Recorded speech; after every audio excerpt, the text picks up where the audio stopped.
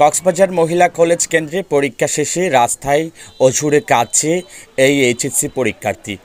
কারণ তাকে বেধড়ক মারধর করেছে আরেক পরীক্ষার্থী। কারণ পাশের সিটে বসার পরও তার খাতা দেখে দেখে লিখতে পারেনি তাই।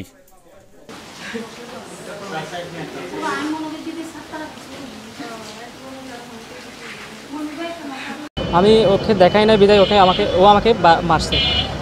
তারপরে আমি স্যারকে কেন্দ্রে জানাইছি। কেন্দ্রে জানার পরে আমাদের প্রিন্সিপালের কাছে জানার কথা বলছে। আমি যাওয়ার সময় আবার গঙ্গাস্থলের মধ্যে আবার মারধর করছে, উঠ ফেটে দিছে।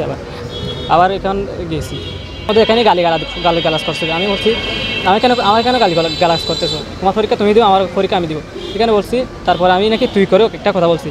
তারপর এখানে বের হওয়ার সাথে সাথে ক্লাস থেকে টাকা দিয়ে একদিকে নিয়ে যাচ্ছে। আমি তারপরে গার্ড যিনি আছে ওনাকে বিচার দিছি।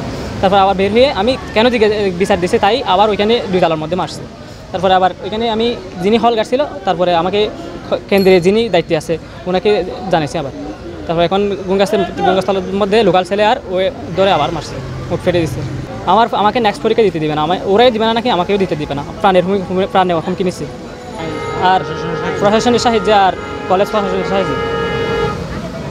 এর আগে হলের ভেতরে সকল পরীক্ষার্থীর সামনে চড় থাপ্পড় দেয় পরীক্ষায় অংশ নেওয়া তার পাশের আসনে বসা কক্সবাজার সরকারি কলেজের মানবিক বিভাগের অভিযুক্ত তারেক ইসলাম সাদেক।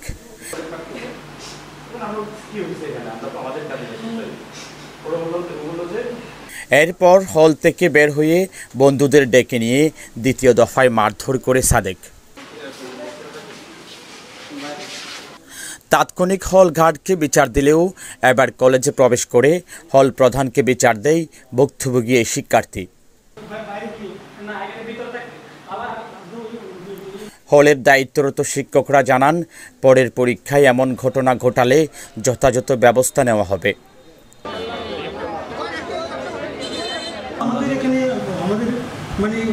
সেন্টারের ভিতর যাতে কেন্দ্রের ভিতরে যদি কোনো ধরনের সমস্যা হয় তাহলে এটা আমরা এমনি এটা আমরা বলতে হবে, তো অবশ্যই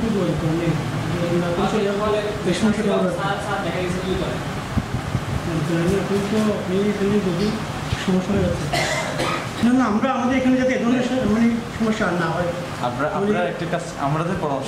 না হয় এই ব্যবস্থা আমরা গ্রহণ করবো। তবে এই ঘটনার পর পরের পরীক্ষায় অংশ নিতেই ভয়ে আছে মার খাওয়া এই শিক্ষার্থী। কারণ তাকে ভয়ভীতি ও প্রাণনাশের হুমকি দিয়েছে নাকি সাদেক। তারেক হায়দার, প্রবাল নিউজ, কক্সবাজার।